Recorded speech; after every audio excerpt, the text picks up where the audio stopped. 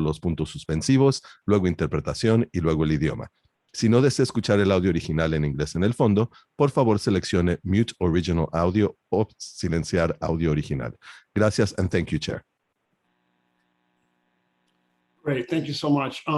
Before we get started, I just want to share a positive note. I know we're going to be talking about the Otay 2 border crossing MOU signing today, which is a huge deal, much bigger than it maybe appeared, and we can talk about that during the thing, but I just wanted to thank our SANDAG staff and Caltrans staff for making that happen along with our partners in Mexico. And I think they've got that goal to get that open by 2024, so they got some work to do. I think unfortunately a lot of us heard, I think it was yesterday, a couple of days ago, that the US-Mexico border will continue with restricted access from folks from Mexico. I know some of us have been urging that to move more quickly. I know a lot of us are really concerned about that and hope we can get some sort of timeline like Canada did. And then second, I really want to acknowledge the role and work that Mexico has done on vaccinations. I think that the vaccine diplomacy between the United States and Mexico has been absolutely tremendous. And it's very clear that Mexico is now a leading country in the world, very clearly in vaccinations. And I heard from a colleague whose family's in Oaxaca, in Chiapas, talking about how fishermen and fishing communities in rural areas are now getting vaccinated. They see that things are going well. And so I think you see this movement in Mexico to make that happen. And obviously Baja California has the highest vaccination rate, if I understand that correctly, in Mexico. So I think that's all good. So I'm hopeful that we continue this work to get the border open more quickly, the land border.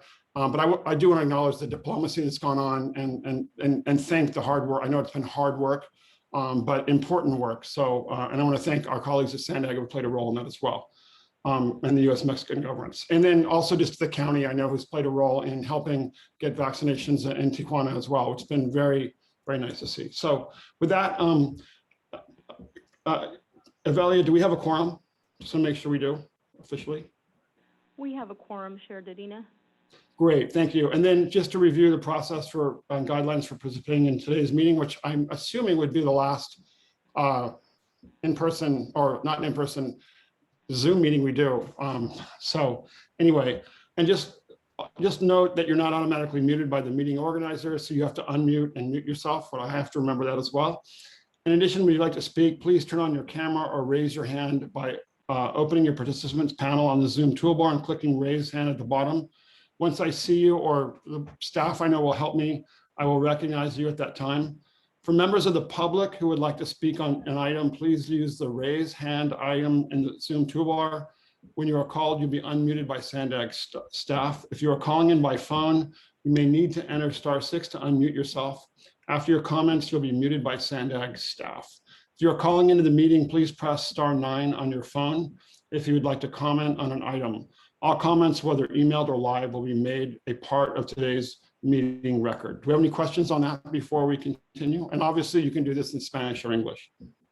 I'd like to move, then if there aren't, then I'd like to move on to the first item on the agenda, and that's public comments, communications, members' comments. I understand that Chairman Welch, you wanted to make a comment or give an update.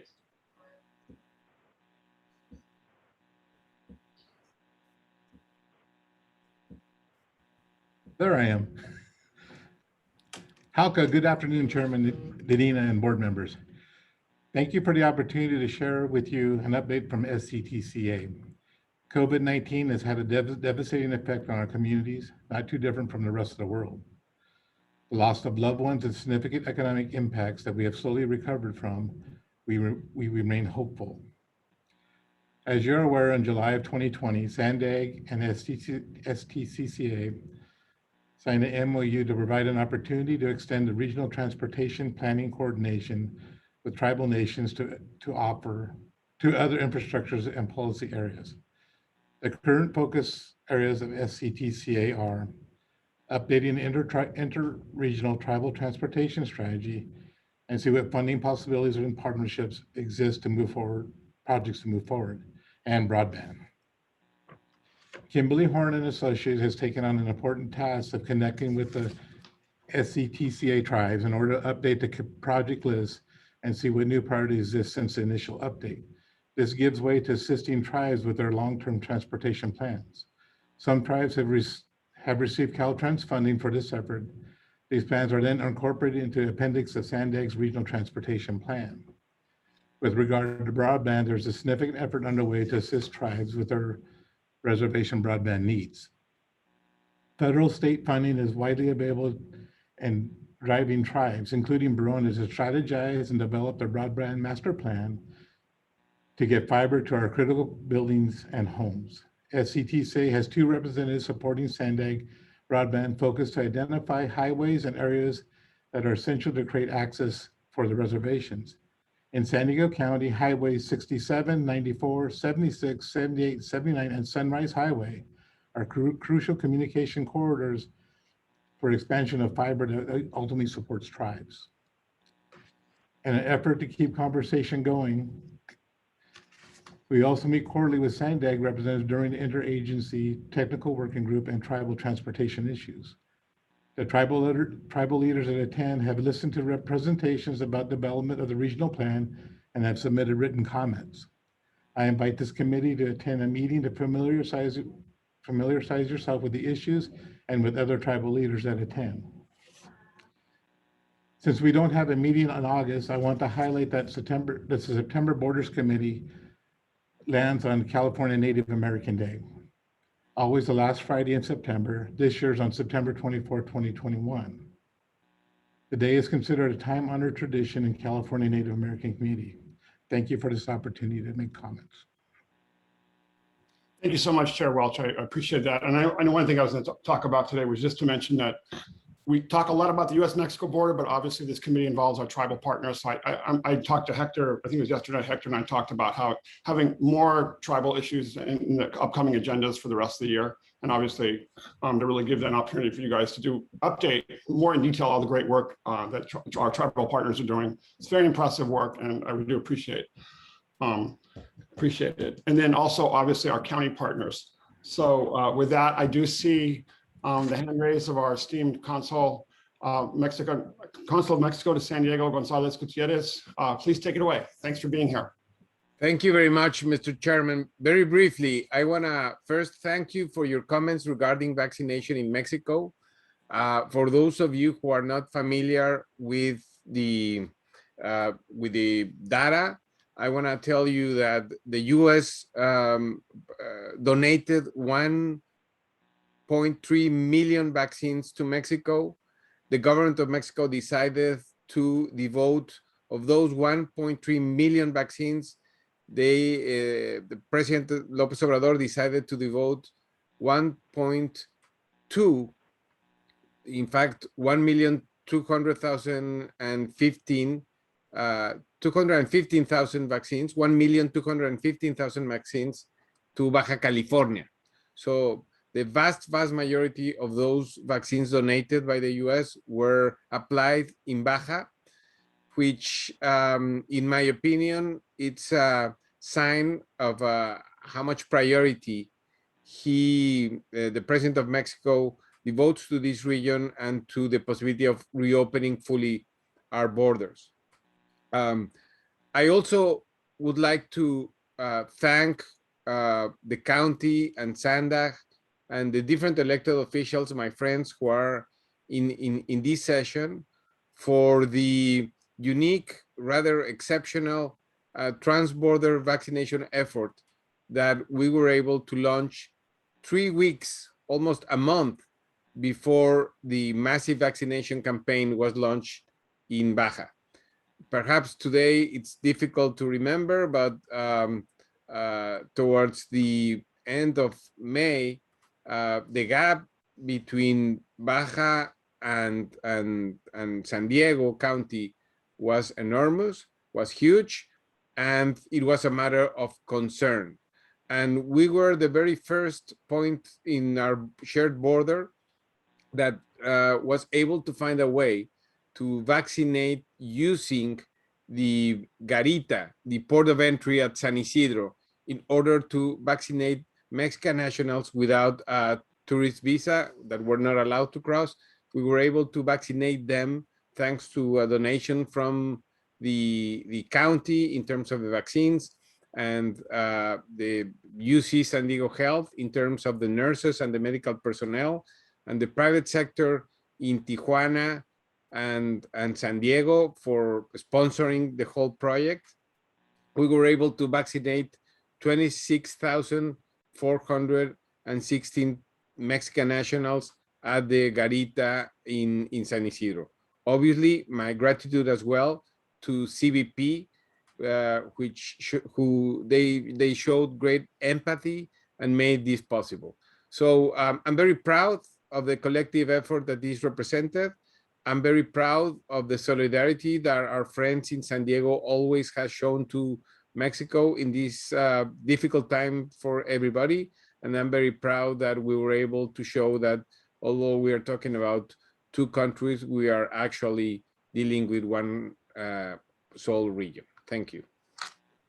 No, thank you, Consul Gonzalez Gutierrez. I'm going to, just restate it again. It's a remarkable achievement, and it's really, I think, shows the way that we work together and the way we can, but also just very emotional thinking that United States and Mexico are back working together again in a very productive way, and really to help people. I think that's bottom line. But I also do think it's important to recognize, you see people, governments learning quickly to do things. And my nonprofit staff in Mexico that got vaccinated in Tijuana and Ensenada, it was remarkable how fast it happened, really quickly. So they signed up and they're like, oh yeah, we got vaccinated quickly. They had nothing but nice things to say about the process. But again, hearing from my staff, my nonprofit staff in Mexico, who are all over the country, it's very clearly that the culture is shifting in terms of vaccine acceptance. And luckily you don't have a network that's trashing vaccines. But again, I think it really is a testament to the commitment of Mexico to making that happen, and now a global leader in that effort. So I would hope that those in the federal government who are listening, on the United States federal government, have that commitment to continue doing vaccine diplomacy. I think the effort with Peru is also really critical.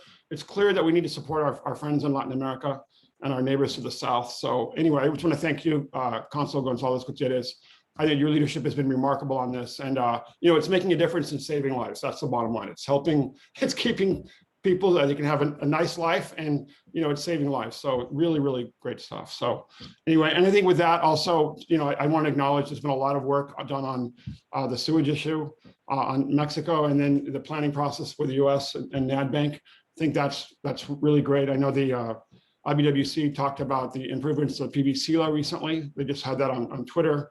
And I talked to Jill Galvez, who's on the IBWC advisory board, who commented on that. So thank you for that. I know we have a lot more work to do, but I'm buoyed by the progress, and I know we can get a lot more done. Anyway, with that, are there any additional questions or comments from committee members or the public? I know Carlos Cristiani had wanted to speak as well. Carlos, are you there? We have 3 public comments. Okay, if you can just go ahead and, I can't see them. So if you could just go ahead and select them, that'd be great. Carlos Cristiani with World Design Capital. Go ahead. Hi, can you hear me now? Can you hear me now? Yeah, we can, Yes, Carlos, go ahead. Okay, perfect. Hi, how are you, everyone? And I had a slide that I submitted. If it's possible to show, if it's not possible, that's fine too. Hello, everyone. Happy Friday. My name is Carlos Cristiani. I'm the executive director of the San Diego Tijuana World Design Capital 2024 bid in its shortlist phase. That's a mouthful. And as a follow-up to our presentation at the last COBRA meeting, we're very excited to share that with you that our region has been shortlisted by the World Design Organization in this journey to become the World Design Capital in 2024. We're now one of 2 finalists and are in active competition with the city of Moscow in Russia. We continue to expand our already robust network of supporters, and we really want to hear from you. Here on this slide, you can have a snapshot of some of the economic impact that this is going to bring to the region, which will be transformational. And the timeline that we have, we just received this morning notice from the World Design Organization that there's a slight change in the site visit. It won't happen in August. It will be late September, early October, which is fantastic. We have a committee of fantastic talent and stakeholders working really hard to make this this possible. And we now have also the support of the San Diego Tourism Authority, as well as their counterparts in Tijuana and Baja. And I know that we can be fantastic hosts. And speaking very quickly to what Consul General Gonzalez said, and we met with your staff not that long ago, we are using and talking about this vaccination effort as one of the case studies in this binational process design that we know how to put together here at the border, that then turn into policy and action, like Mayor Dedina mentioned, very quickly. And that is a living testament of our DNA here in the region. The question that I want to leave with you is, how can we leverage this opportunity together to lift our region in the world stage? And how can we help you achieve your goals? Please know that together we think forward in design, in community, and know that this initiative is at your service. Please make it yours. I will include some relevant links and contact information in the chat. Thank you. Thanks, Carlos. Congratulations. You're in big league company, so that's really exciting. But congratulations and good luck. Next speaker, please. The next speaker is Laura Araujo with Tijuana Innovadora.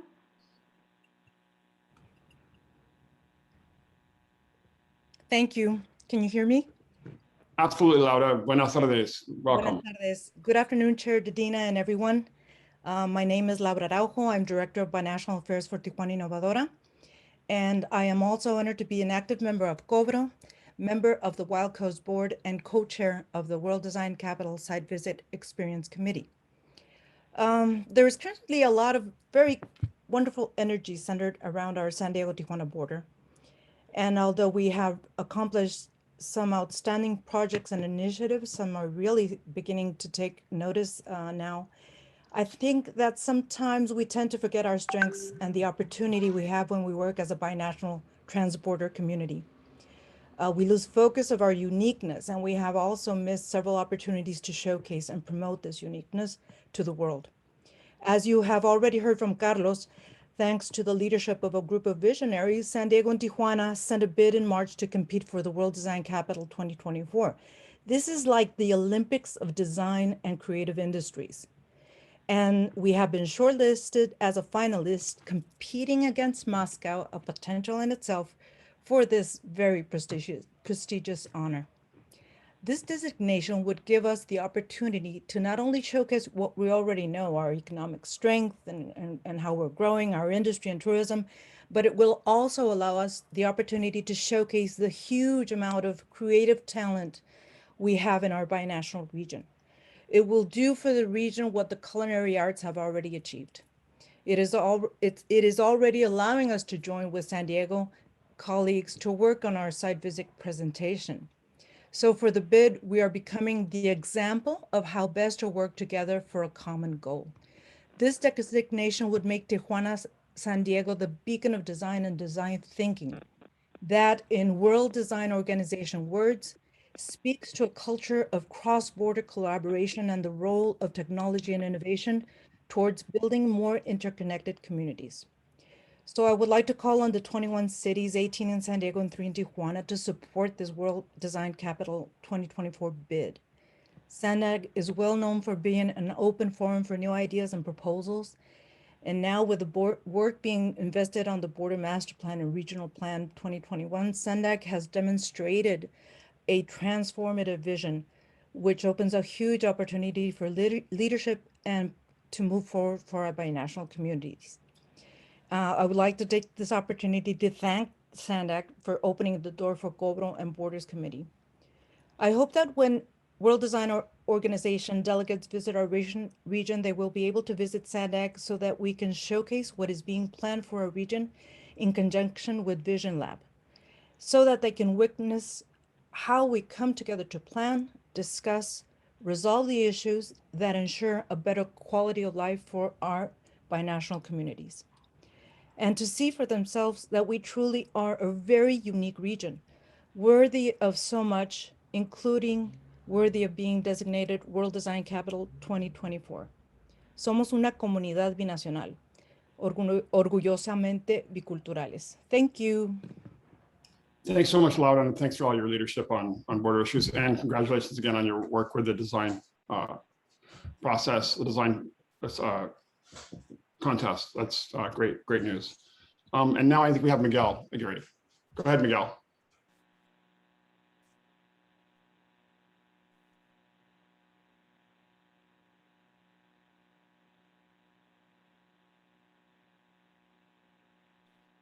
Sorry about that delay. Laura, that was a great comment. Thank you very much. And Carlos Cristiani as well. We're all very excited. Good morning or good afternoon, everybody. We own the two-story landmark McDonald's at Pet East, and for over 10 years, we've been advocating for an above-grade trolley due to mobility conflicts in what everyone knows as San Diego's busiest transit station. This includes lack of private vehicle passenger pickup and drop-off facilities, resulting in costly citations and terrible inequities for San Isidro. It's difficult to illustrate these issues in a 3-minute public comment. I'm happy to provide a more detailed presentation to this board. The renewed Tijuana-Tecate light rail project is crucial for our region's workforce development. SANDAG should once again re-examine expanding the San Isidro trolley terminal inside SANDAG's border freight yard right before crossing into Mexico. I believe the 2014 ITC study did some preliminary planning in this regard.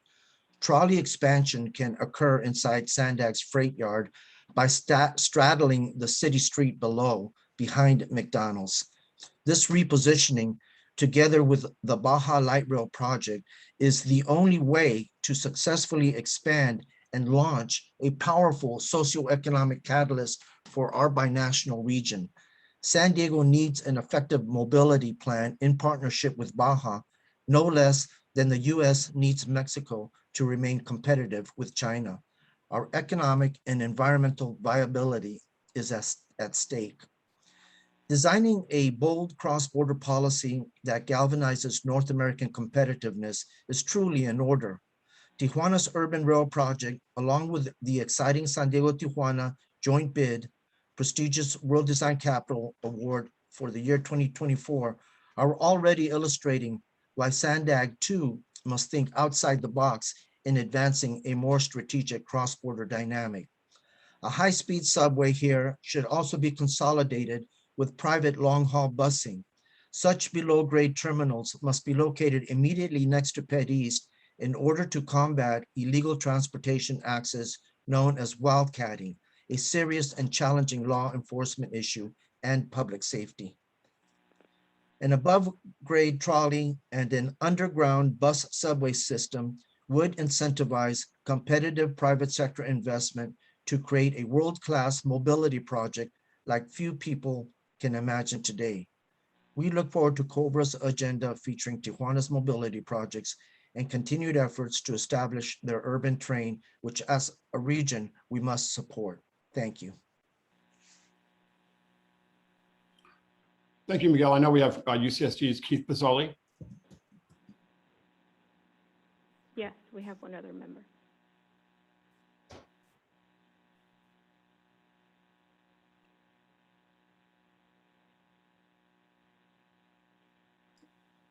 Okay, Go can you ahead, hear me? Mr. Pizzoli.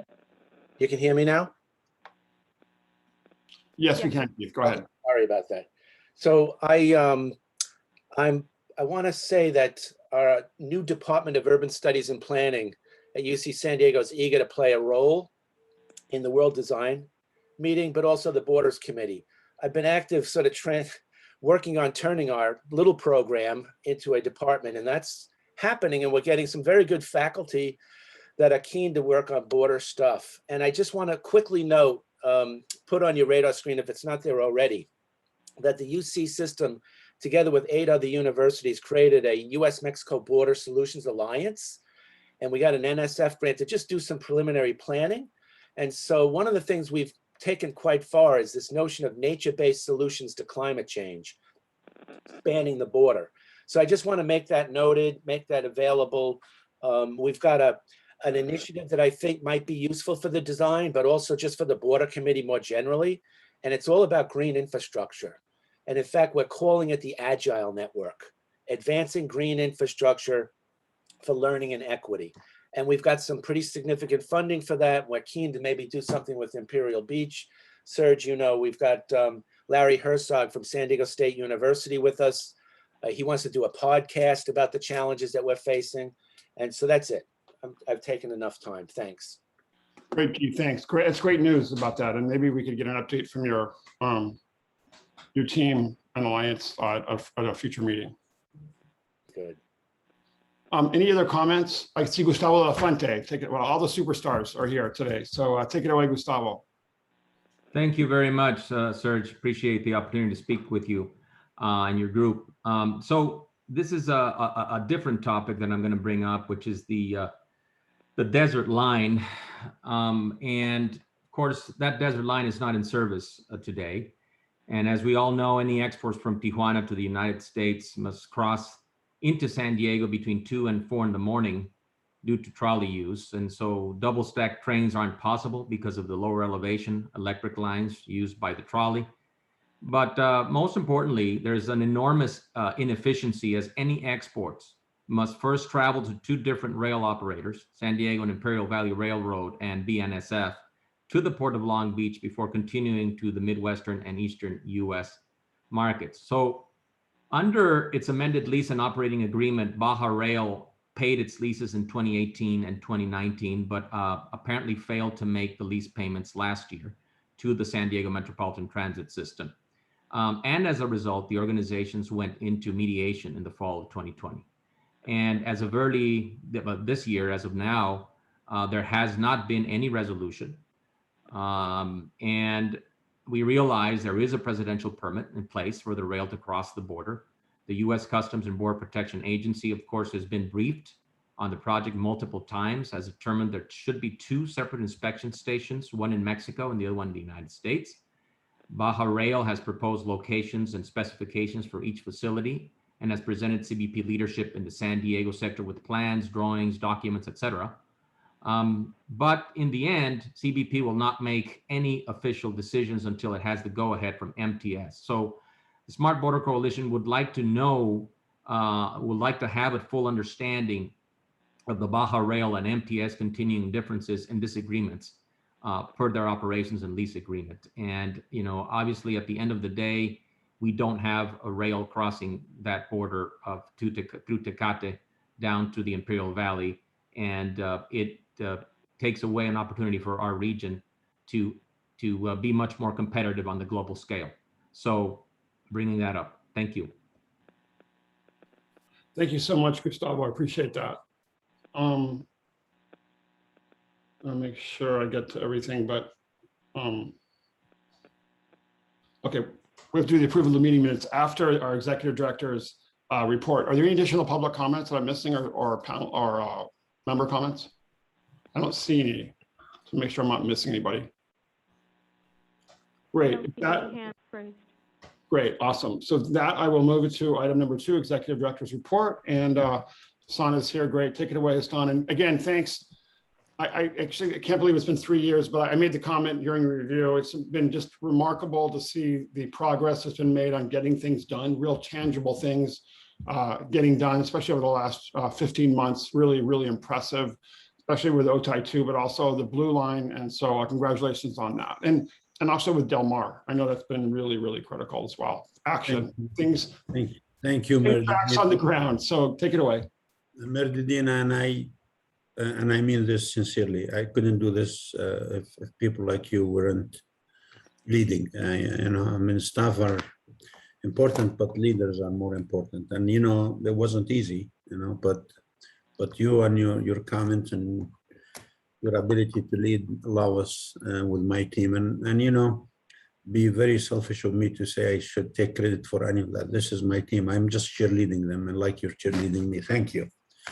Thank you. Good afternoon, committee members. It's good to be with you. I haven't spoke to you, but there is some important issues I really would like you to know about today. First, today we held at the board the final hearing on the regional transportation plan, the 5 big moves. And as Mayor Dedina eloquently said, the 5 big moves is a long-term vision, it goes to 2050, but there are also things we need to do tomorrow and the day after tomorrow and next year. And I ask you to pay attention to the 5 big moves. Let us know if there is a stakeholders want to hear from us directly. My team and I are ready to go and speak to any stakeholder group. We think that public policy debate on the future of this region is important because truly this region is reimagining the future. As I told you before, we had 5 agency priorities. Obviously, the 5 big moves is one of them, the mid-coast, which we're going to deliver to operation in a few months. The third one, Otay Mesa 2. And I'm grateful for Mayor Dedina and other elected officials who joined Mexican officials. It truly is a remarkable event to have our partners from Mexico and our leaders here join together to say this project is important for both nations. I was in Washington, D.C. with my team a couple of weeks ago. I had the honor of meeting the Mexican ambassador who called me afterward to say he's going to make sure this is at the top of the agenda, Otay Mesa 2 at the top of the agenda for the high-level economic dialogue. And like Mayor Dedina said, we cannot stop here. We need to make sure we can open this Otay Mesa 2 by September 2024. Yesterday, Gustavo and Secretary Kim were speaking to the editorial board of Wall Street Journal and telling them why this is a project that could be an example for the rest of the nation. So I appreciate this committee's work on that as part of the 5 big moves, and I will hope you continue to do that. Second item I wanted to know about is our board adopted a resolution in the beginning of the year for the digital divide. We all knew pre-COVID that we have a social issue, a social digital divide issue. But COVID, as bad as it is, highlighted this in a big way. Not having access to good internet or affordable internet, meaning not having access to opportunities, meaning that our communities, low income and minorities will continue to miss opportunities. So at SANDAG, we hired Cisco and we moved forward in interviewing community leaders to make sure we close that gap. We actually started with a pilot program on the 67, Dig It Once policy, to put the conduits. We're gonna do more as we speak, and I wanna give a shout out to one of my team members, Antoinette Meyer, the Director of Mobility and Innovation, for engaging Cisco, and a major provider, and engaging the region in an important public policy debate on the issue. I'm going to share sad news. So as you have seen in the news report, a fatal crash this week in Balboa Park where a person riding their bike on Pershing Drive lost their life. This is one person too many as far as I'm concerned. My heart goes out to the family and friends of that person. Many of my team members know this person personally. It brought it home. We have to do everything possible at SANDAG to make sure we achieve Vision Zero. That's why in the next board meeting, I'm going to be asking the board to do 2 things. I'm going to be asking that the board move the bike active transportation program to the major corridors. And I'm going to be asking them to increase the 2% allocation to 3% from Transnet. And if the board moves forward, that allow us to actually look at safety and achieve Vision Zero much faster and much quicker. Sorry for the loss of life. I want to thank Mary Gloria and the city staff SDG&E for working with us on starting this amazing project, 2.8 mile separated bikeway project. But this tragic accident highlighted the need for safety and the need to invest more in safety. And I would hope the board of directors will give us the funding and the ability to do that.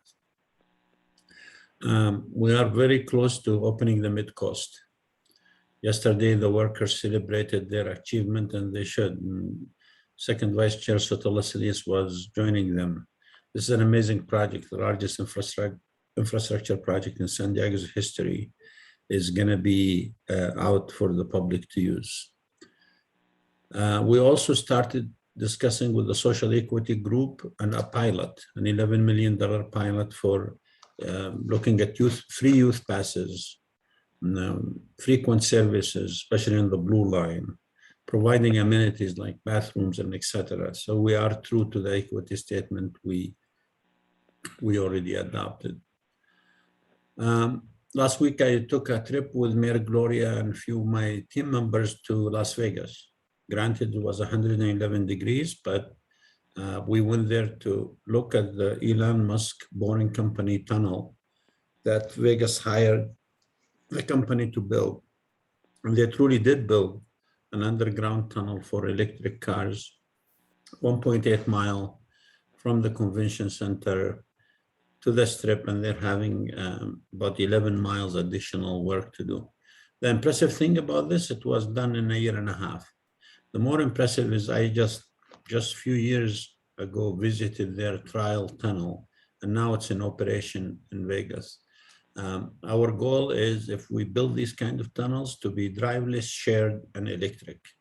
And the impressive thing is how quickly they can build and dig in the ground. In the good news department, we did receive $43 million from the state budget.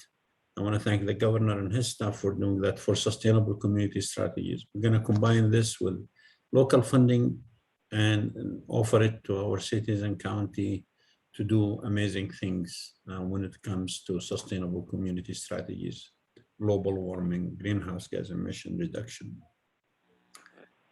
Finally, I want to share with you our return to the office and our vaccination policy. As you know, as your CEO, I made the decision that all of our employees will be returning to the office fully by September 7th. While that's not popular with many of my staff, I felt it's the right decision for SANDAG. In addition, last week, I also put out a policy that applied to the staff, that all SANDAG staff will be vaccinated if they were to work for SANDAG. The only exception is a legitimate religious or health issue. If they have no legitimate reason, they cannot be working for SANDAG unless they are vaccinated. Obviously, I don't have the authority to extend that to the board of directors or the public, but I think we're not the first public agency to do that, but we're one of the few who think that this is the right thing to do. The UC system, the University of California system, all mandate vaccination for their faculty and students. I think this is, for me, to protect the more than 90% of our employees who are going to be fully vaccinated. Mayor Dedina, Chair Dedina, this concludes my report. I'll be happy to answer any questions. Thanks so much, Hassan, for the update. I do appreciate it. And again, for you, the great work to you and your staff. So do we have any public, or I know I see one, Gustavo Gallarda, I know has a hand up. Any other additional questions or comments, but take it away, Gustavo. Thank you, Chair Dedina. Can you hear me? Yes, we can, thanks. Okay, perfect. I wanted to echo the executive director message about the fatality, tragedy behind the recent death near Balboa Park related a member of our bicyclist community. And it really follows a string of other similar fatalities that happen all throughout our county, in the city of Oceanside, on Oceanside Boulevard, on Solana Beach, in La Jolla. This string of fatalities show that active transportation users, bikes and peds, are still the most vulnerable members of our transportation community. And we have to do everything that we can to provide them safer ways to maneuver through our system. So I fully support the direction that Executive Director Ikrata is leading SANDAG to make that happen. In the governor's budget, there's $11 billion towards transportation. Although some of the pieces have been negotiated with the legislature and have been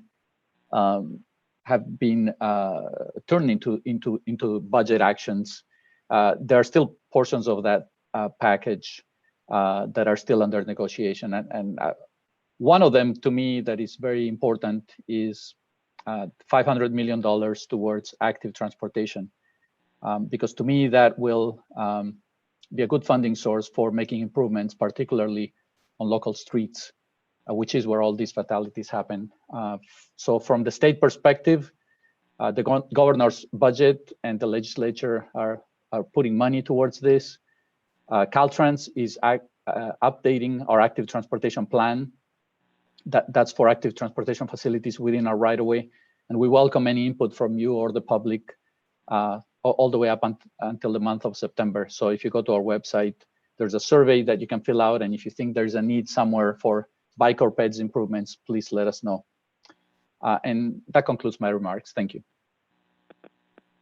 Thanks, Gustavo. And again, thanks for all your recent work on Caltrans, the whole Clean California program and hiring new people. I saw your staff out on highways cleaning up like some really, really hard to reach homeless camps. So I know that's been tough work and I appreciate it, but I also appreciate you, you and your team and the governor's team, Caltrans, giving people good jobs to actually clean up our state. Really impressive stuff. So, and all the work that Caltrans is doing on Otay 2 as well, and all the other projects.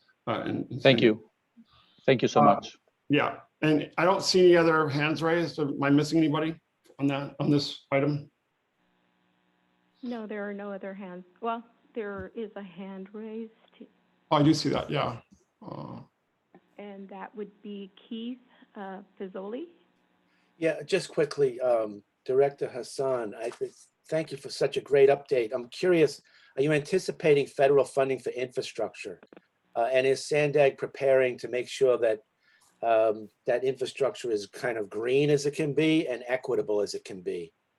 Well, absolutely. Thank you very much for the question. And I, like Meredith alluded to, I think in the last 2 years, we tried to position the agency to actually compete even with the big boys like LA. And we did compete well, and we got a lot of funding here.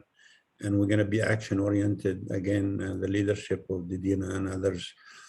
So the answer is yes, we're anticipating. And absolutely, this funding is going to come with some requirement that says you're either going to be green or you're not going to get the money. But we are anticipating. I mean, I know maybe Merdidina can guess better than I do. Are we going to have a bill soon? Because you hear all kinds of things. It's close, it's not close. But if we do, we are, as an agency, positioned to compete really well for it. Thank you. Great, thanks, Keith and Hassan. With that, unless there are any other hands raised, thank you so much, Hassan, for that update. Do appreciate it. And then we'll move on to item number 3, and that's approval of the meeting minutes. Can any members entertain a motion and a second to approve the consent agenda? And please say your name for the record. This is Vivian. I'd like to make a motion, Chair. Great, thank you so much. Dave Drucker will second. Great, thank you so much. Appreciate that. We take a vote. City of San Diego, Councilmember Vivian Moreno.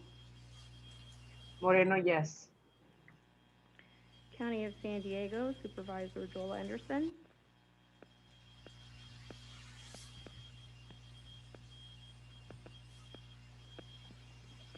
I apologize. It's hard to get to the buttons. I'm an aye. Thank you. Thank you. East County, Councilmember Laura Covell. Aye. Imperial County Supervisor Jesus Eduardo Escobar.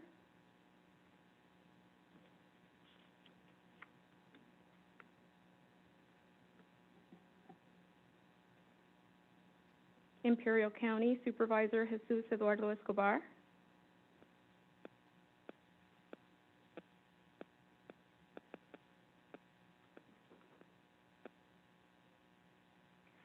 North County Coastal Council Member, Mayor,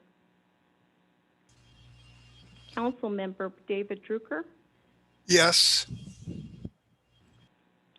North County Inland Mayor Paul McNamara. McNamara, yes. South County Chair Dedina. Medina, yes. And consent item passes with those present. Great, thanks. Thanks, everyone. It sounds like item number 4, Grace Mino wasn't able to be here, or she had to leave early. So unless I'm mistaken, I don't have to make a motion to remove that or move on. We'll move on to number 5, and that is the Otay Mesa East, Mesa de Otay 2 Port of Entry project updates on the signing of the MOU between the state of California, SANDAG, and agencies in Mexico. And I know that we have Hector Venegas to give us an update on that. Take it away, Hector. Thanks. Good afternoon, Chair Dedina and members of the committee.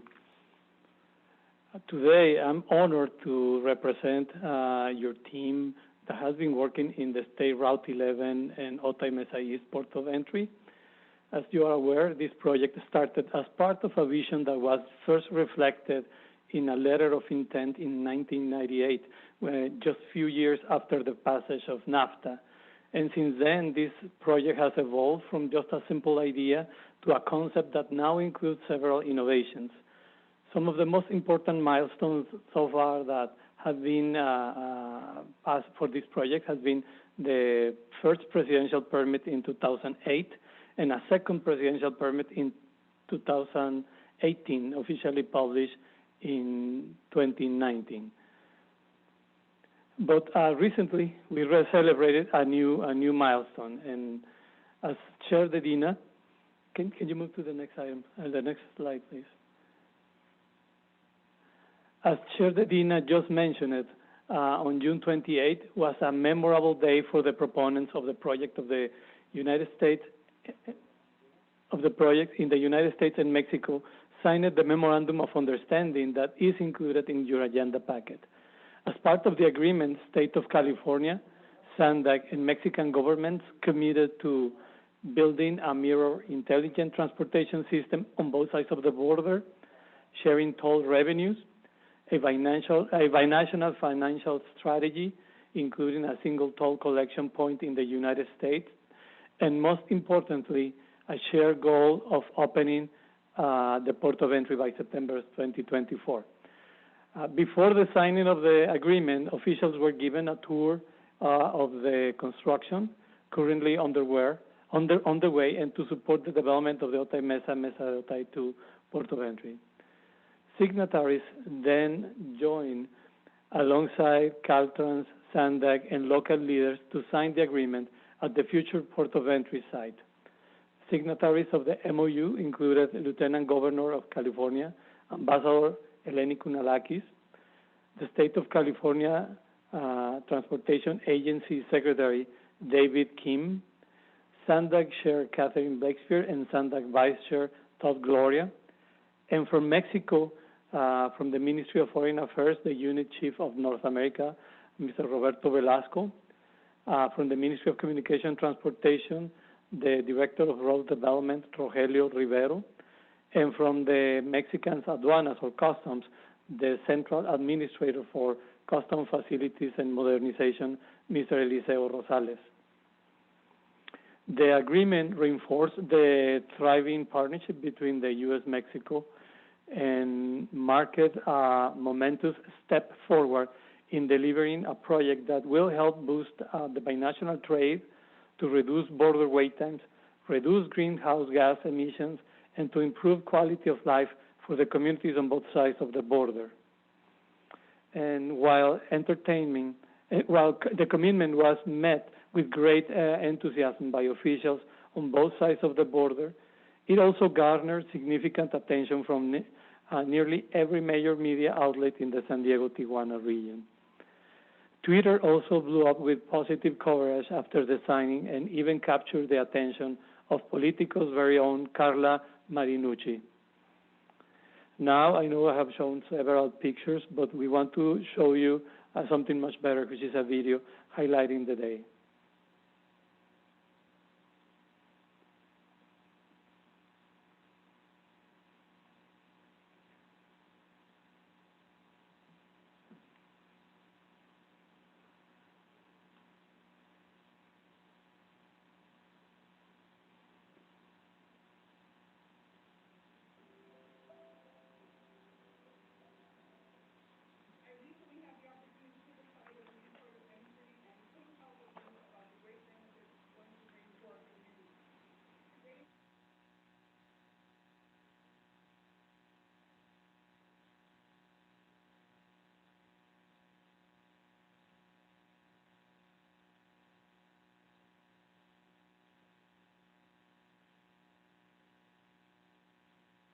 I'm not getting the audio, just, you know.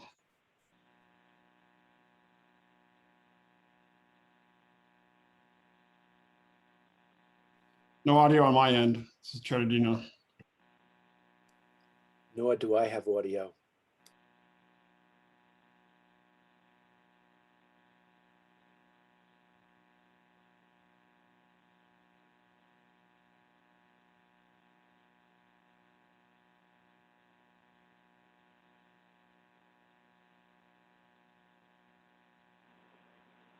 Just 1 second.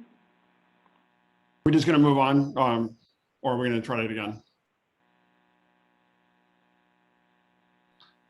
Just to make you feel better, video is about on Zoom is about a 50-50 proposition at best.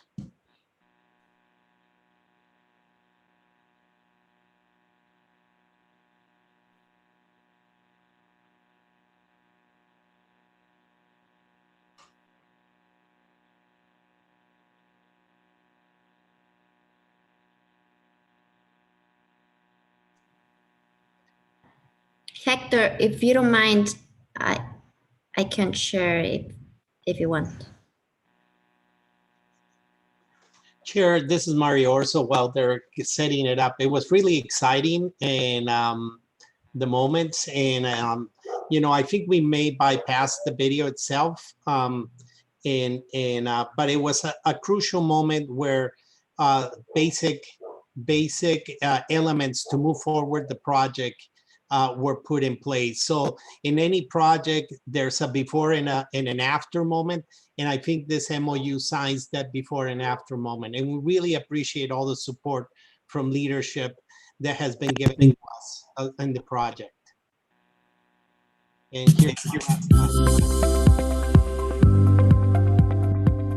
I recently had the opportunity to tour the site of the new port of entry and couldn't help but think about the great benefits it's going to bring to our communities. Today's signing is an enormous step forward for what will be a huge asset for our region, the state, and our nation. I just want to say, on behalf of Carla and I, that this is a moment you need to remember. This is a moment that you will see in history books. The way we look at grainy photos on dusty open areas in San Diego many decades ago, this is a similar moment. And it's equally historic in its stature. We will all tell our kids and our grandkids where we were when we were taking this momentous step forward for our binational community. And as Roberto and others have mentioned, you know, after many years of walls, what we're talking about is building bridges, right? Strengthening the seam that ties our two nations together and making it stronger, making it more resilient. And by doing so, we are going to lift up our binational region. We're going to create a lot of jobs on both sides of the border. We're going to create a better future for all of us. The interconnection between our states is more important than ever, and this border region's economies, histories, and conventions are inseparable. Since the governor made that statement, I would add that both the governments of Mexico and California have done truly heroic work to keep our economies connected and functioning while combating the pandemic. And as California and Mexico embark on economic recovery, it is clear that ports of entry and the critically important role they play in facilitating the movement of trade, these facilities are being highlighted like never before. While the pandemic may have dampened day-to-day activity at the border, our collaboration did not slow down. We worked together to help protect workers crossing the border and shared supplies of personal protective equipment. And we continue to advance key border infrastructure projects, including the project that brings us today together. We believe in building bridges, not in building walls, and this is important for us in that sense. This is the future of the US-Mexico relationship that we want, a future where we are more connected and we allow for the many different possibilities that life in the border offers to both of our countries. Es nuestra obligación desde la Secretaría de Comunicaciones y Transportes potenciar las posibilidades que nos ofrece esta línea extensa de frontera para incrementar el intercambio de productos y también el cruce eficiente y seguro de las personas. Es por ello que es un gusto participar con las autoridades federales, estatales y municipales, tanto de México como Estados Unidos aquí presentes en esta ceremonia de firma del Convenio de Coordinación de Acciones. Today's MOU signing is a testament to the strong partnerships we are cultivating between the U.S. and Mexico. Together, we will build a 21st century land port of entry. Otay Mesa East will take the lead as an example of the projects outlined in the 2021 Regional Plan for the San Diego region. This project will transform the way people and goods move throughout our border region, now and into the future and generations to come. It will reduce peak wait times.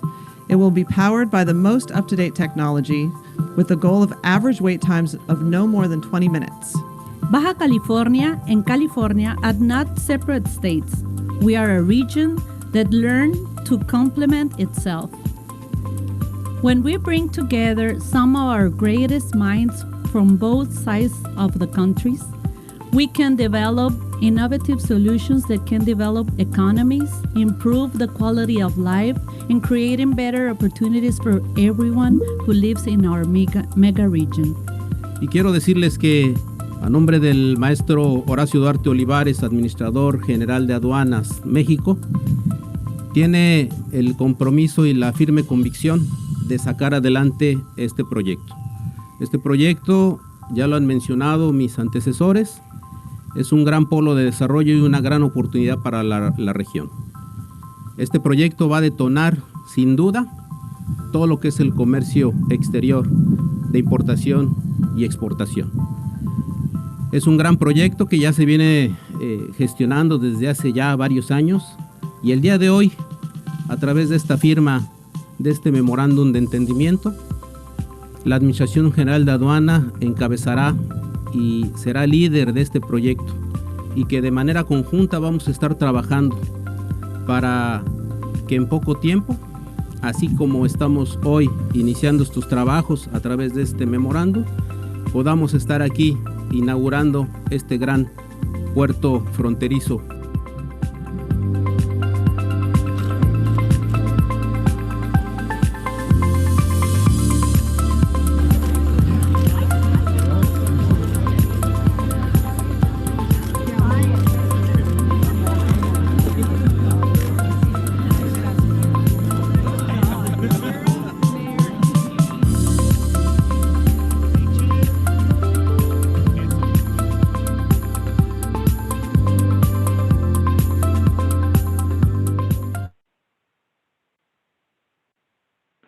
Mr. Chairman, Mario Orso and Maria Rodriguez Molina are available for questions.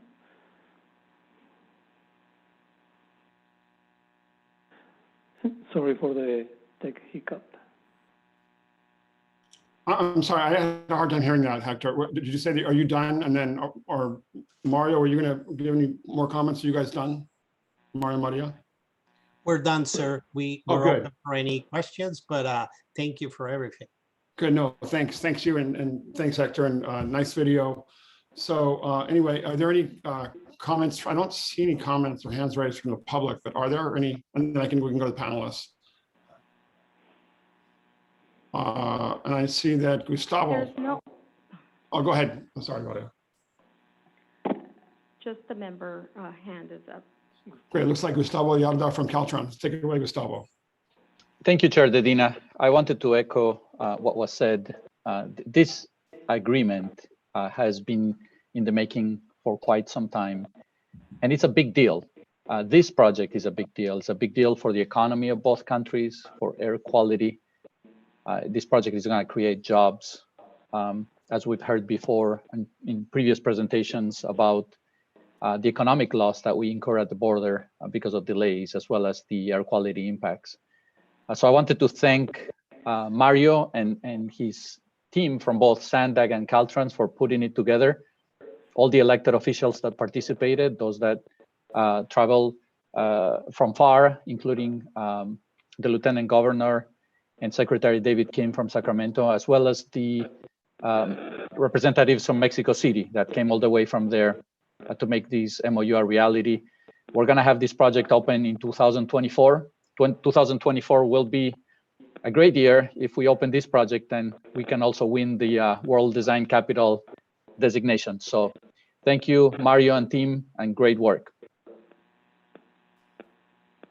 Great, thank you. Any additional questions or comments from the public or members? No other hands are raised, Chair Dedina. Good. Well, I want to thank our SANDAG staff, Mario, Maria, Hector, and everyone else that made this happen, Hassan and Caltrans, and really extraordinary. If you saw the comments from Roberto Velasco from the Ministry of Foreign Affairs or the State Department of Mexico, it's clear this is a very high-level priority project for Mexico. The comment about not building walls, but building bridges. And it's clear that and we had a discussion today at the main board of directors meeting, a little bit of comments about emissions reductions and climate work we can do to address the climate crisis. But it's clear that, and I would hope that everyone listening who's a climate activist understand that there's no other place we can make greater reductions in emissions, especially harmful emissions from diesel trucks and other sort of like old school style vehicles than working on the border. It's clear that the greatest impact we'll have on emissions reduction is on the US-Mexico border. So that's really important. Number two, just for some of the members that may not have been around just when this happened, but all this work in Otay Mesa was made possible because US Fish and Wildlife Service, the County of San Diego, the State of California, agencies like SANDAG, the City of Chula Vista, the City of San Diego, and others work together to preserve habitat around the Otay River and then northeast of this area, so that all these conflicts over environment and development wouldn't happen. That you could develop this open space here because we had preserved really critical habitat, coastal sage scrub, and in pretty significant amounts. We have a lot of wildlife. So a lot of work and planning work and really smart work went into making sure that we could continue to do all this infrastructure planning that's happening now. But, you know, I've been at the table, I was at the table 7 or 8 years ago after I first got elected in Mexico City when these projects were being planned. So it's taken a lot of work. So I want to thank everybody that's been involved with this. So with that, we'll move on to item number 6, unless there are additional comments. Doesn't look like it. No hands are raised, Chair Dedina. Great, okay. We'll go on to item number 6. And this is another really important thing. We talked today about big projects and little projects, but one of the really important things that we need to continue working on are cross-border bicycling. There was a lot more effort on this a few years ago, and I think we need to bring that back. This is stuff that doesn't cost a lot of money, but I want to thank our colleagues in Tijuana, Elizabeth, Daniel, and Alejandro, who give us an update on this. And this will be in Spanish, so if you have that translation channel, you may want, and you don't speak Spanish, you may want to switch to the English channel. With that, buenas tardes, Elizabeth, Daniel, y Alejandra, adelante.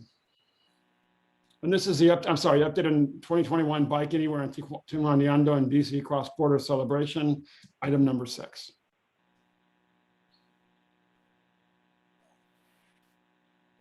Muy bien, buenas tardes, ¿cómo están todos? Mi nombre es Elizabeth, represento a la Asociación Civil con sede en Tijuana, Baja California, Alianza por la Movilidad Activa. Vamos a empezar hablando un poco de un evento que hemos realizado desde hace 2 años y dio inicio en el 2011, Tijuaneando en Bici. Siguiente diapositiva. En el 2011 empezamos haciendo este evento vinculado con el Bike to Work Day del condado de San Diego. Y ha consistido de diferentes tipos de actividades como son rodadas en bici, foros públicos. También hemos hecho aforos. Por ejemplo, en el 2019 y el 2020 realicemos aforos de usuarios de bici llegando a la garita de Chaparral o el Head West, que fue muy interesante poder visibilizar a la gente que cruzan a diario. En este año, para el 10º aniversario, coincidiendo con la Semana Global por la Seguridad Vial y en el marco de Bike Anywhere Week en San Diego, planteamos un foro abierto en formato virtual. Se realizó el día viernes 21 de mayo y tuvimos varias presentaciones por parte de funcionarios y personas de sociedad civil. Siguiente diapositiva. Empezamos con una serie de palabras tomadas por funcionarios locales. Muchas gracias a Héctor Vanegas, que él fue el principal para convocar a la participación de la CIDURT a través de su titular, Karen Posselwhite, a la alcaldesa de Tijuana, Carla Ruiz, a la supervisora del Distrito 1 del Condado, Nora Vargas, y la regidora de Imperial Beach, Paloma Aguirre, y también un representante del Instituto de Movilidad Sustentable del Estado, el arquitecto Javier Jiménez. Siguiente diapositiva. Las primeras presentaciones fueron dadas por funcionarios de ambos lados de la frontera. Tuvimos el gusto de recibir al arquitecto Rodolfo Argote, que es el director ejecutivo del Plan Tijuana, que él nos compartió una presentación sobre actualizaciones de planes para infraestructura ciclista en Tijuana, quizá en parte basado en un estudio de movilidad realizado por el Instituto de Políticas para el Transporte y el Desarrollo en el 2018. Enseguida, Héctor Vanegas nos presentó algunos avances del proyecto del Border to Bayshore Bikeway, vía ciclista que vincula la frontera de San Isidro con la bahía de San Diego. Después dimos la bienvenida a Giovanni Sayas. Él nos acompañó desde Puebla, desde la ciudad de Cholula, a donde él colabora con Cholula en Bici. También un punto que se me hace importante mencionar aquí, él es consultor de temas de movilidad activa, ha colaborado con diversos organismos como la CERATU, como el Banco Mundial. En este caso presentó en el mes de junio del año pasado, la CERATU publicó una serie de guías de lo que se llama Movilidad 4S, para guiar cuando retomamos las calles después de la pandemia, cómo podríamos movernos de manera más saludable, sustentable, segura y solidaria. Y el tema de la guía en donde Giovanni participó se trató de las vías recreativas después de la pandemia. Vamos a la siguiente diapositiva.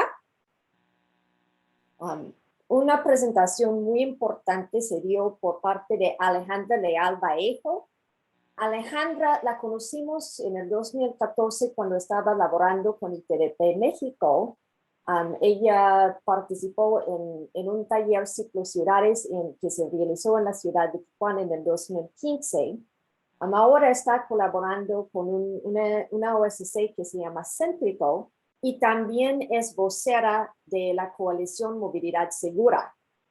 Vamos a la siguiente diapositiva. La coalición Movilidad Segura está compuesto de diferentes organizaciones en todo el país. Por ejemplo, Bicitecas en la Ciudad de México, ves al logo de Céntrico en la parte superior de la pantalla. También participamos desde Tijuana como Alianza por la Movilidad Activa, Asociación Civil, y hay una participación de la ciudad de Ensenada por parte de Ensenada Se Mueve. Hemos conformado como una red para promover una ley general de movilidad y seguridad vial en México y lo hemos estado empujando desde el 2014. Voy a compartir un resumen de la presentación que dio Alejandra para dar un sentido de dónde estamos en el proceso de la ley. Siguiente diapositiva.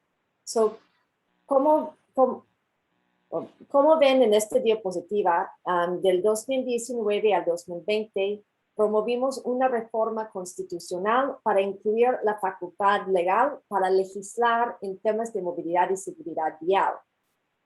Y fue como en el 2019-2020 que hubo bastante actividad en relación a este tema. En primer lugar, en el 2019 se realizaron 8 foros regionales para incorporar ideas de diferentes regiones o como Estados Unidos, México es un país muy diverso y en diferentes municipios la problemática de movilidad es distinta. Durante el proceso de elaborar el dictamen de la Ley General de Movilidad y Seguridad Vial, que es una ley federal, se acordó la importancia de impulsar una reforma constitucional. Si la constitución política de los Estados Unidos mexicanos no da las facultades a la legislación que pueden disculpa la redundancia, que pueden legislar en temas de movilidad, para poder brindarles estas facultades, promovimos una reforma a la Constitución. Se fue aprobado en el 2019 en el Senado de la República, después en el 2020 en la Cámara de Diputados. Para entrar en vigor una reforma a la Constitución se aprueba por ambas cámaras de la legislación federal y también tiene que ser aprobado por más de 16 congresos estatales. Creo que el primer estado que está en el orden donde la lista que esté ahí está en el orden donde se aprobaron la reforma a la Constitución, primero en Hidalgo, después Jalisco, después Ciudad de México y el Estado de México, etcétera, etcétera. Un comentario aquí, tenemos un comprobante o un oficio donde se confirmó de recibido el dictamen de las reformas al Congreso del Estado de Baja California. Sin embargo, no se llevó al pleno del Congreso local, pero no es tan importante. Con los 17 estados que aprobaron, ya está formalizado estas reformas a la Constitución. Siguiente diapositiva. Fue el 18 de diciembre del año pasado cuando se publicó la reforma constitucional al artículo 4, que reconoce que toda persona tiene derecho a la movilidad en condiciones de seguridad vial, accesibilidad, eficiencia, sostenibilidad, calidad, inclusión e igualdad. Y en esta misma reforma se incluyó un artículo transitorio para dar las facultades al Congreso Federal para aprobar una ley general en materia de movilidad y seguridad vial. Y ahora es donde estamos. Siguiente diapositiva. Aquí estamos observando, compartimos algunos datos del por qué se requiere una ley general de movilidad y seguridad vial. Como en muchos países, el tema de la inseguridad vial nos cuesta mucho, nos cuesta más de como 16,000 vidas al año a causa de siniestros. Es un tema de salud pública que tenemos que tratar. Me acuerdo en este momento lo que mencionaron del siniestro que ocurrió en el Park Avenue, que es algo que no debe de ocurrir. Muchos de los siniestros son prevenibles. O las muertes podríamos prevenir con ciertas medidas y es lo que va esta Ley General de Movilidad y Seguridad Vial. Siguiente diapositiva. Aquí vamos a compartir algunas actualizaciones del proceso de dictaminación. En el 2019 presentaron por parte de la coalición en conjunto con los senadores Martí Batres y la senadora Patricia Mercado un primer propuesto o anteproyecto de dictamen. Ha habido diferentes propuestas que han seguido. Sin embargo, en el año pasado, un poquito antes del pasaje de las reformas a la Constitución, se coordinó diferentes meses de trabajo para la redacción de un proyecto de la iniciativa. Y de ahí, creo que fue en el pasado mes de marzo, la senadora Nancy de la Sierra, que ella preside la Comisión Especial para el Seguimiento a la Implementación de la Agenda 2030 en México, presentaron la iniciativa que fue redactada a través de las mesas de trabajo en el año 2020. Aquí quiero señalar algo que está en el último párrafo de la diapositiva. Pasaron las reformas a la Constitución en el diciembre de 2020. Desde tal día corrió el reloj. Tenía técnicamente 180 días para pasar o para aprobar una ley general de movilidad y seguridad vial. Vamos a la siguiente diapositiva. Ok, en este caso, por la coincidencia con tiempos electorales, no se pudo lograr por el 17 de junio, que fue el día 180 días después de la aprobación y la publicación de las reformas a la Constitución.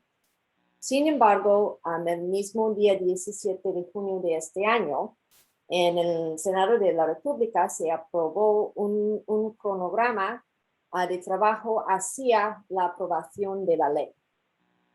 Como ven aquí, que vamos a estar trabajando durante el verano. Estamos ahorita en el proceso que por parte de sociedad civil estamos socializando un documento en donde se incluye la redacción del anteproyecto de la ley y hay un espacio por el lado donde uno puede sugerir modificaciones, comentarios. Van a recopilar todas las sugerencias de modificación. Alejandra Leal es la persona encargada de coordinar esta parte y estamos muy interesados a llegar a finales del mes de agosto con el anteproyecto de dictamen ya preparado. Siguiente diapositiva. Brevemente, que la Ley General de Movilidad y Seguridad Vial busca establecer las bases para garantizar los siguientes puntos que pueden ver en la pantalla. Vamos para respeto del tiempo de los demás, voy a dejarlo ahí y podemos abrir para preguntas y respuestas. Muchas gracias.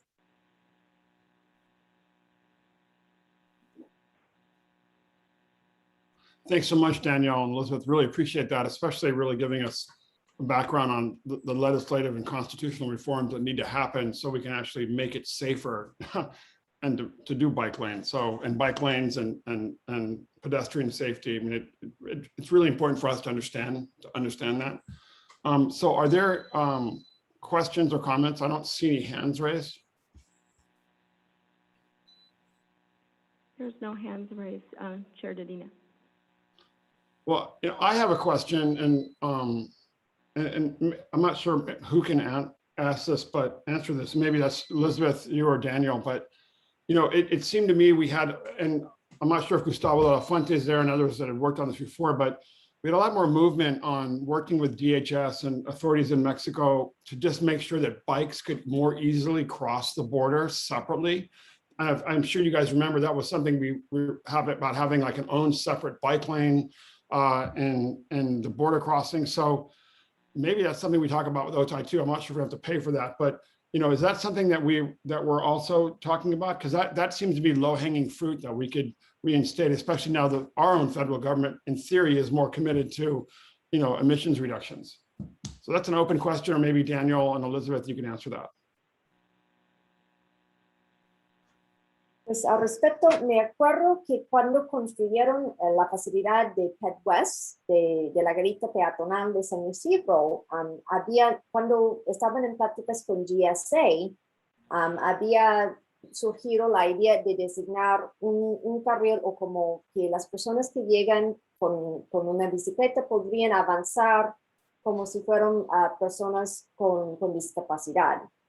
Sin embargo, nunca se aseguró compromiso por parte del organismo que opera la garita, que en este caso va a ser CBP, y no sabemos mucho de actualizaciones al respecto. Algo curioso que voy a hacer como comentario informal, A veces cuando cruzo por San Isidro Este, por la garita peatonal de San Isidro, veo en uno de sus, hay diferentes carriles y hay pantallas por arriba del escritorio donde está el oficial de CBP, y a veces he visto una pantalla que dice como usuarios de Bici, pero no sé qué significa. Nunca he visto que están operando para recibir usuarios de Bici de manera preferencial. Héctor tiene la mano levantada. Great. Well, thanks. Hector, you have, yeah, good. Well, I'm sure you know more about this than anyone, so go ahead. Chairman Medina, when we were preparing the Otay Mesa de Otay National Corridor Strategic Plan, we had discussions with CBP about the implementation of a bike lane. And if you remember, at early this century, bicycles were using the car lanes, but they didn't want to have an accident and then being blamed for that. So that's why they moved it to the pedestrian access. And they say, and they've always left the door open to explore possibilities, but also asking that the communities, meaning San Diego and Tijuana, also work implementing bike lanes to make all the trip safe. And I want to remind that we are working on this border to Bayshore bikeway system in San Diego. And during the workshop that Daniel and Elizabeth just presented, we heard that the city of Tijuana is still planning to implement bike lanes on the Mexican side. So when we are all prepared, CBP mentioned that they are ready to discuss it again.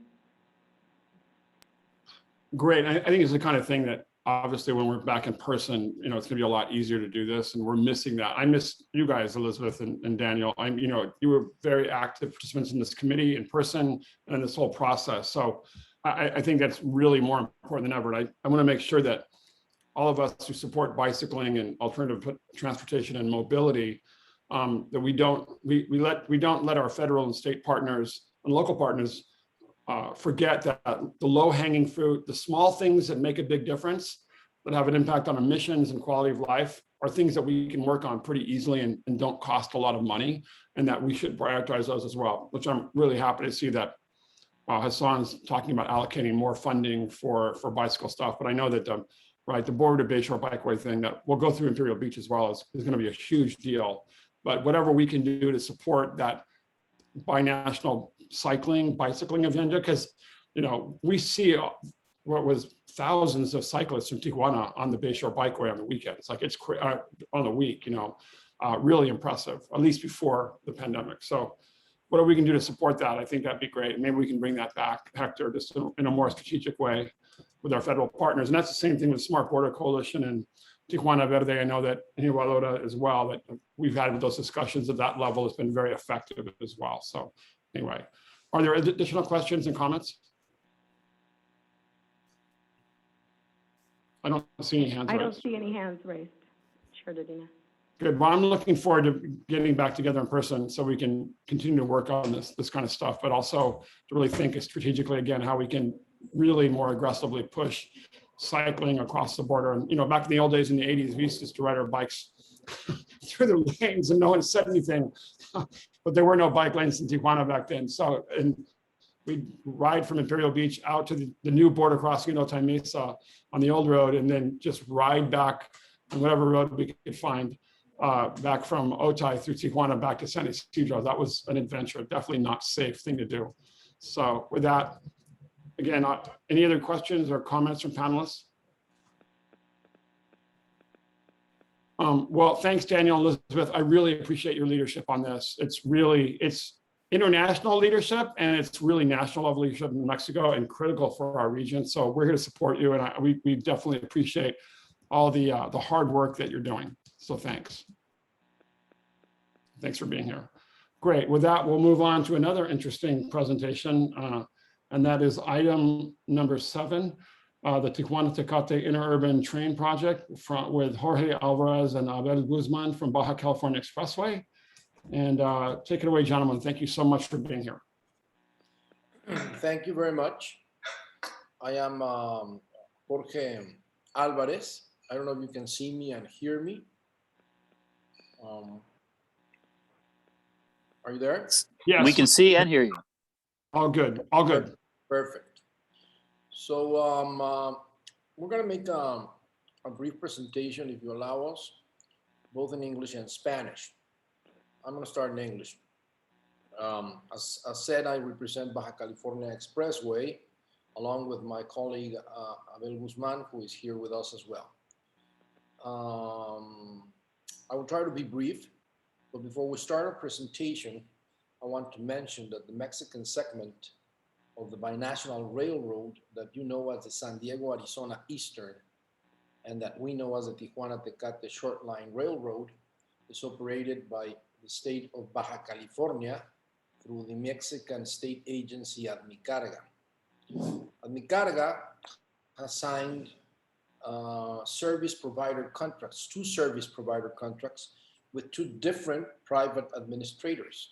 One for the cargo, the one that you know as Baja California Railroad, and the other one for the passenger service, which is Baja California Expressway.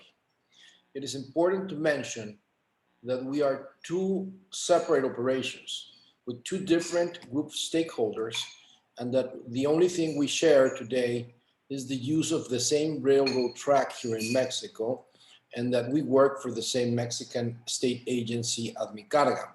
The contract for the cargo entitles them to exploit that service and make the investments in CapEx and OpEx to get that service rolling, and the same does for us on the passenger side.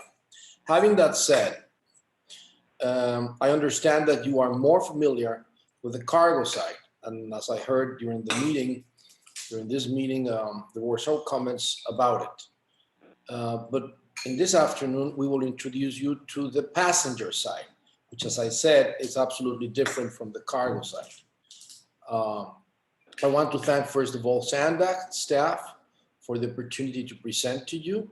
First to your COBRA working group, who already provided input to us, and now to this Borders Committee. In particularly, I want to thank Hector J. Vanegas and Carlo Felix, whom have been of great help and support to us to getting the introduction and meeting with all of you and having the opportunity to present our project. We are very interested in working with SANDAG and other agencies here in San Diego and the United States, because our vision is to move people from and to the border, from San Isidro to the eastern parts of Tijuana, those that are the most populated and that are growing a lot. Similar to what you are doing here in your 2021 regional plan, we are studying alternatives for the best service that we can provide in this binational metropole to alleviate traffic congestion, and of course to reduce pollution, ultimately contributing to a better quality of life. We are aware that this region is growing and that Tijuana is complementing San Diego's housing and job markets and vice versa. So we are not only a cross-border community, but we are part of your future. In this context, we will present the project, but very important is to express our interest to work in coordination and collaboration with you and find alternatives to better serve this region. Do we want to operate a train that just gets to the border? Or do we want to think in making it cross the border to the other side? Do we want to build a CBX-like facility or not? Do we want to operate our own fare system, or we want to share it with San Diego? Can we link or enhance transit paths that can expedite border crossing? Is it possible to implement advanced travelers inspection for the train passengers? It is a train or a gondola the best to cross? The answer is that we don't know yet. There are many questions that we cannot answer now, but this region has been a module for others. And here you implemented the CBX and made it a success story. So that brings us hope and an illustration of what can be done. We believe we can implement new ideas if we work together with you, particularly to find such a thrilling and forward-moving region as we find in Tijuana and San Diego. With this, let me finish and ask the committee organizers to present a short video that presents the scope of the train that we're helping to build and operate for the region and of the community of Tijuana and San Diego, and to ask my colleague Abel Guzmán afterwards to address you with a brief presentation. Muchas gracias a todos ustedes. Jorge Álvarez Jot, socio del Tren Baja California Expressway.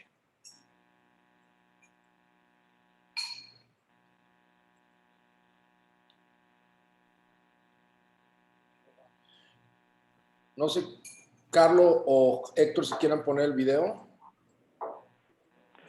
Ahorita lo van a poner.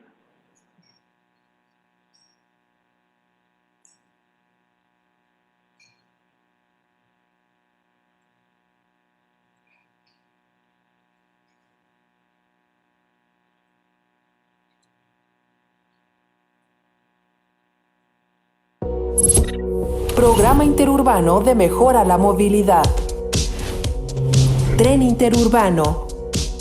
Tijuana, la frontera de Latinoamérica, es una ciudad que abre sus puertas a miles de personas diariamente y que se ha convertido en el centro de una de las áreas metropolitanas con mayor índice de crecimiento poblacional y territorial en la última década. Este crecimiento ha traído diversos retos, principalmente en el ámbito de la movilidad y la conectividad. De acuerdo con diversos estudios, el actual sistema de transporte público es insuficiente para dar un servicio eficaz y sustentable al 1,5 millones de traslados diarios aproximados que se realizan en la ciudad. Por lo anterior, el gobierno de Baja California trabaja en un plan integral que realmente responda a las necesidades de movilidad de los ciudadanos. Con la innovación y la eficiencia de los recursos como ejes del proyecto, nace el Tren Interurbano, una propuesta de vanguardia que busca aprovechar las vías ferroviarias de la ruta Tijuana-Tecate. Estas vías fueron construidas entre 1907 y 1919 como parte del proyecto binacional Ferrocarril Tijuana-Tecate y Ferrocarril Intercalifornia. En 1970, Estados Unidos cedió las vías en territorio mexicano al Gobierno de México y desde 2018, el Gobierno federal, a través de la Secretaría de Comunicaciones y Transportes, ha establecido condiciones de operación favorables para que el Gobierno estatal utilice los 71.4 kilómetros de vía de la ruta corta Tijuana-Tecate, con el objetivo de aprovechar los derechos de vías del tren que actualmente solo mueve carga. El tren interurbano es una propuesta factible que maximiza la infraestructura existente y al mismo tiempo permite una reestructuración de las rutas de transporte público, ofreciendo la posibilidad de avanzar hacia una movilidad novedosa, eficiente y sostenible a largo plazo en el área metropolitana de Tijuana. El tren interurbano tendrá un recorrido de 27.4 kilómetros sobre la vía corta Tijuana-Tecate. Su primera etapa inicia en la terminal Garita de San Isidro y atraviesa 7 estaciones: Padre Quino, Américas Oriente, 5 y 10, Swapnit Siglo XXI, Estación García, Terán Terán, Boulevard 2000, finalizando en la terminal Maclovio Rojas, con un recorrido estimado de 45 minutos de punta a punta. Para este proyecto, que se realiza en coordinación con el gobierno federal, se rehabilitarán 4 puentes con una longitud total de 236 metros, que incluyen 2 túneles. La inversión de esta primera etapa es de aproximadamente 2.800 millones de pesos, que serán absorbidos en su totalidad por la iniciativa privada. Con una infraestructura inteligente y ordenada, el tren interurbano es una opción fiable que garantiza la movilidad eficiente y sustentable de los ciudadanos en Tijuana. En esta primera etapa, el tren interurbano podrá transportar hasta 30,000 pasajeros diarios, reduciendo hasta el 5% del uso de automóvil en la ciudad, es decir, hasta 43,000 vehículos. El tren interurbano tendrá un impacto social sin precedentes al conectar a la ciudad de manera transversal, y apoyar a las familias que hoy destinan el 36% del ingreso mensual individual al traslado en automóvil particular y hasta un 52% al transporte público. Además, este proyecto es sensible a las necesidades de todas y todos, ya que contempla total accesibilidad para personas con discapacidad. El tren interurbano brindará a la población de Tijuana un sistema de transporte público rápido, cómodo y eficiente que, sumado al reordenamiento de las rutas alimentadoras, ofrece la oportunidad de reducir el uso del automóvil particular con alternativas de desplazamiento. Con la disminución del uso de 43,000 automóviles, se lograría la reducción de 32,150 toneladas de CO2 de emisiones por cada 5 kilómetros desplazados. Lo anterior, aunado a la implementación de tecnología ferroviaria de baja emisión de gases nocivos, harán de Tijuana una ciudad menos contaminada. El tren interurbano forma parte del Programa Interurbano de Mejora a la Movilidad, PIM, que junto con el Viaducto Tijuana y la rehabilitación del Corredor 2000 lograrán mejorar las vialidades que conectan la región Tijuana-Tecate-Rosarito, generando un desplazamiento rápido y seguro para fortalecer la calidad de vida de los ciudadanos. El tren interurbano es solo uno de los pasos certeros que esta administración está dando para ofrecer a los tijuanenses y a los visitantes la libertad de transportarse en un sistema de vanguardia. Aquí empieza la patria. Por eso es momento de que la movilidad de Tijuana se transforme.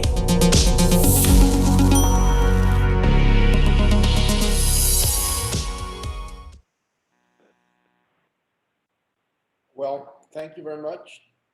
And Abel, no sé si quieras dar unas palabras. Hi, good afternoon, everyone. My name is Abel Guzman. I'm the project manager of the Tijuana-Tecate train. And I want to know if we're possible to show the slides.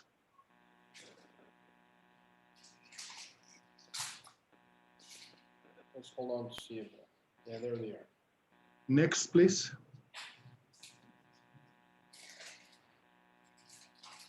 Next one. This is the project of the train. The idea is to connect the east of Tijuana with the San Isidro Garita. The line length is about 17 miles with 9 stations. We are going to cross this area in 45 minutes. And the amount of the inversion in this first step, it's close to $140 million. Next, please. The idea is to use the actual railroad and to transform the area and offer to the people of Tijuana a modern, fast, and clean service. Please, next. This is the kind of train that we are going to use. It is going to help to change the mobility of the city of Tijuana. Our goal is in the first step to move close to 30,000 people every day. And in the next years, maybe we can get close to 80,000 people every day. This is going to reduce in an important way the use of the car in Tijuana, maybe 5% less, with a faster and clean transportation system. Next. In the left picture, you can see the actual condition of the railroad.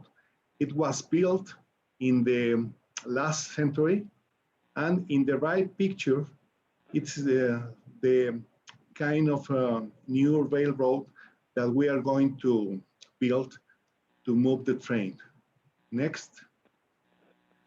In this picture, you can see the condition of all the transportation routes in Tijuana. As you can see, it's a complete mess. But one of the goals of the project is, as we can see in the next picture, please, we are going to redesign all the routes, and the idea is that all the different kind of transportation connect with the train in a faster and cheaper transportation system for the people of Tijuana. Next. This is the kind of station that we are going to build. The idea is that the train not only connect one point of Tijuana with the other, that we are trying to use the station as a community center to connect the people and to help the people of Tijuana to have a better way of life. Next.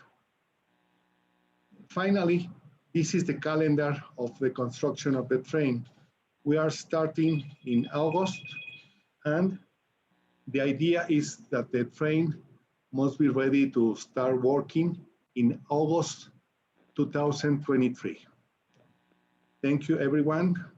I hope, we hope that this train could connect not only Tijuana, but help to connect the city of Tijuana with the people of San Diego. Thank you. Thanks, Jorge. And well, I'm not sure, Jorge, do you have anything else to say, or are you guys done? No, we're done. We thank you very much for the time and the patience, and we're here for any questions that somebody may have. Great. I do see Elizabeth. Oh, Elizabeth and Daniel have questions, but I just wanted to make a comment. A few meetings ago, I know we made a commitment to talking more about alternative transportation and ways that we could reduce emissions on border projects. So this was a part of that, the bicycling and this fascinating and really great project you guys are talking about. So thank you. And so take it away, Elizabeth and or Daniel. Buenas tardes, mi nombre es Daniel Gómez, presidente de Alianza por la Movilidad Activa. Claro que aplaudimos las iniciativas de dar opciones de movilidad, solo que a mí en lo personal no he escuchado más sobre el concepto de intermodalidad, porque desde el punto de vista de los usuarios, el usuario final, el que camina, el que anda en bicicleta, ¿cómo llegar? O sea, ya no usamos automóvil, ya nos movemos. El 47% de los ciudadanos se mueven caminando, el 3% en bicicleta, acompañados de un vehículo alternativo que es la bicicleta, y vamos de paso. Hemos tenido pues la mala experiencia de que el CID no nos permite subirnos a sus unidades con la bicicleta, a diferencia de MTS que sí lo permite en San Diego. No hemos escuchado que una nueva modalidad de transporte pueda brindar, y también el costo, que sea un costo pues accesible a los usuarios, porque a fin de cuentas somos los usuarios los que vamos a usar el transporte, independientemente de la planeación, de la implementación que hemos estado escuchando por años, por décadas, y pues no nos olviden, somos sus clientes. Gracias. Great. Thank you, guys. Appreciate it. Jorge or Abel, do you want to respond to that at all? Or? Yeah. The last meeting on the Cobro committee, we addressed the point with Elizabeth and her group, and we are more than interested in bringing this intermodality and the carrying of bicycle capacity and special needs capacity on the train. That is something that Abel may want to expand, but the answer is yes. We are not responsible for what's going on the city, but we will work on the rerouting of the routes of the city of Tijuana, so it gets more functional, more like a system, and we're very much interested in finding ways with you guys for the region, which means how do we facilitate the cross-boarding of the people that uses the train.